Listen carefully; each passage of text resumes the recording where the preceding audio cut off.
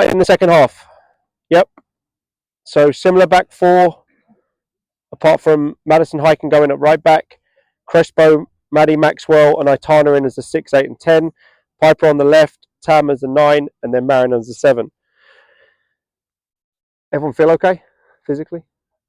How do you feel what we did? All nodded. Good. What specifically did we do well to hurt them and have success? We combined. How did we do that, and why we were able to do that?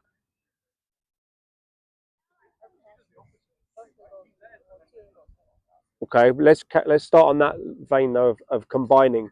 Where were we able to combine based on where their line of defense was? Were they pushed up high? So they're where then?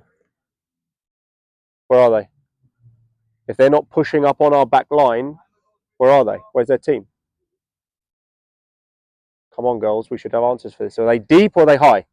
Deep, which means now we have space and it's like an attack versus defense game, right? Okay. The problem is with that is when they've got all of their players in their own half, so we're all up here like this, we're now playing an 11v11 game, or a 10 because Peyton's back in our half. We're now playing an 11v11 game in one half of the field.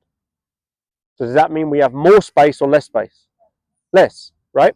So how might we, especially using our 11 and 7, how might we make the field feel as big as possible in here? Get to the line, be wide. Okay, so that's going to really help us. And in the last goal, because you went wide first, Meg, that created that little space in there where we could play you through. Okay, think of it like a ball of plasticine or a ball of Play-Doh, right? You guys play with Play-Doh when you're younger? Think about a ball of Play-Doh. Are there holes in it when it's a ball? What about when you stretch it a little bit wide? Are there some? Maybe none? A little bit? What about when you stretch it this way? Now what starts to appear? Holes in them, right? Little holes start to develop naturally just from pulling it in two different directions. So we're doing that because our centre-backs are back here and they're not being able to get out. But we have to do that, and our 9 staying high. But we have to do that with our 11 and 7. Okay? And now we have pockets to play in with our 8 and 10, where now, that's why Ella was saying to you, and Channing scored at the end too, where you can now push on through these gaps. And we can play pretty much 4v4 or even 5v4 against their back line. Okay? But we can't do that if our 11 and 7 are in, because look how compact that is in the middle. Okay, so create the width. Now suddenly we'll start to find little pockets in here, which we did as the game went on. We've got to continue that, and that's how we'll get success.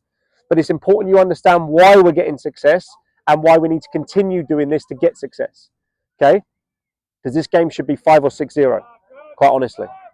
All right, it should already be 5 or 6-0 if we're honest. Okay, last thing before Coach Stu speaks is the 11 and 7. When we get into these wide areas, or with the 3 and the 2, can we deliver crosses that go behind their back line? Okay, you have the pen.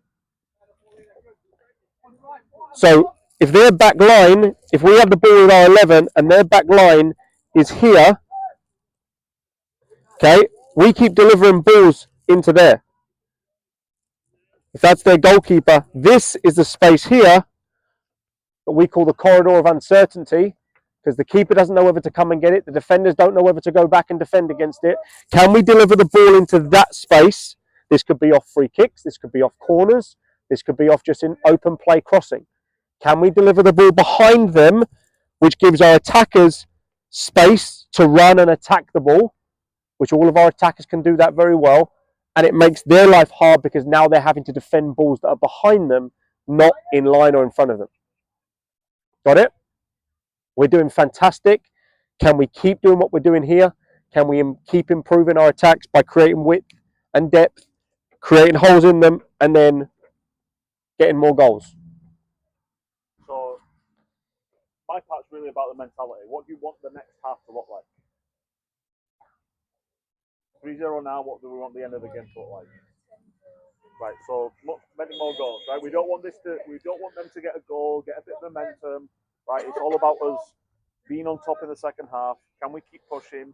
Can we be organised at the back? This is not just, oh, it's an easy game for the centre defenders because we haven't had to defend much. This is an opportunity for you guys to spend time organising the players in front of you. Like the moment Jamie organised you, where Maddie was marking the forward, when you two could have been marking the forward, right? Can we be on top of that so that when they do counter, we're organised to just recycle the ball and go back at them, right? Does that make sense? And it's okay for when we do go forwards, there's no opportunity there to come back out, right, and switch it, right? So if it's all clogged up and those gaps haven't materialised yet because we haven't given time for the 7-11 to get wide, we can restart and circulate again.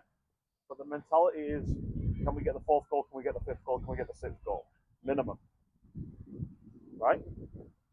This game shouldn't end 3-1. Okay? So let's start the game almost mentally at 0-0 and let's go win the second half 3-4, 5-0. Yes? Come on, let's go. Up on our feet. Be ready to go. Start quickly again. We got an early goal 4 minutes in. Can we match it